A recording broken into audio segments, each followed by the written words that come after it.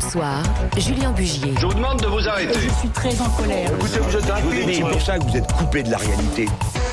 Bonsoir Eric Fotorino. Bonsoir Julien. Cofondateur du 1, l'hebdo de Zadig, de la revue America, qui sort d'ailleurs son dernier numéro demain, absolument passionnant. J'ai eu la chance de le feuilleter. Mais ce soir, c'est de votre dernier livre que vous allez nous parler. C'est un recueil d'articles intitulé « Doit-on avoir peur ?» Alors de quelle peur parlez-vous, Eric Fotorino ?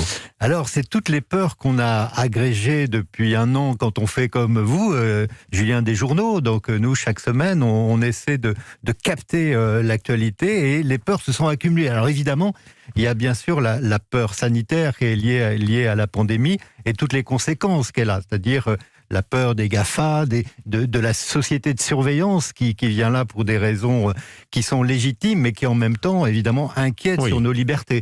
Et puis, il y a bien sûr la peur terroriste. On l'a vu en tout début d'année dernière avec le procès Charlie, et puis, évidemment, l'assassinat terrible de Samuel Paty. C'est, là encore, pour les libertés, mais aussi le terrorisme islamique qui est présent dans notre pays et qui, évidemment, est une menace. Mais aussi, c'est les peurs industrielles. Souvenez-vous, Lubrizol à Rouen, avec le risque industriel qui est là avec du gaz. Donc on sait bien qu'on ne peut pas être protégé de tout. Mais il n'empêche que si on ajoute tous ces risques, le risque alimentaire, le risque nucléaire, on voit bien qu'on est dans une société où les risques et donc les peurs qui en découlent sont nombreux. Mais on va parler d'une note d'espoir quand même avec vous, Eric Fotorino, parce que c'est vrai que quand on met tous ces événements bout à bout, c'est vrai que c'est très anxiogène et ça fait peur. Mais le dicton populaire dit que la peur n'évite pas le danger. Alors n'est-ce pas plus dangereux d'avoir peur finalement ?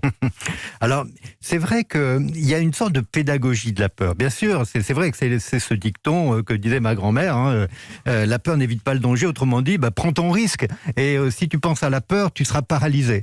Alors, nous, on a interrogé ce philosophe qui s'appelle Jean-Pierre Dupuy, qui est un spécialiste notamment du risque nucléaire, et qui dit qu'en fait, si on n'a pas peur, on oublie le risque, et c'est là qu'on est en danger. Autrement dit, cette peur, par exemple, de l'explosion nucléaire, mais cette peur qui est dans bien d'autres domaines, il faut toujours la voir, ne pas la perdre de vue, parce que c'est elle qui nous maintient dans une certaine vigilance. Mais comme le disait Montaigne, cité par André Comte-Sponville dans ce recueil, il dit, qu'est-ce qu'il dit Montaigne ? Ce dont j'ai le plus peur, c'est la peur. Et donc c'est pourquoi notre époque me fait peur, elle est effrayante à force d'être effrayée. Donc voilà, vous savez, c'est comme le disait le médecin suisse Paracelse, rien n'est poison, tout est poison, le poison c'est la dose. Donc il faut quand même instiller une certaine peur, mais pas trop pour continuer à vivre. C'est le mot que j'allais utiliser pour conclure. Tout est question de dosage, évidemment. Merci infiniment Eric Fotorino et n'hésitez pas à découvrir dans vos librairies demain et vos kiosques le dernier numéro de la revue America. Merci Eric.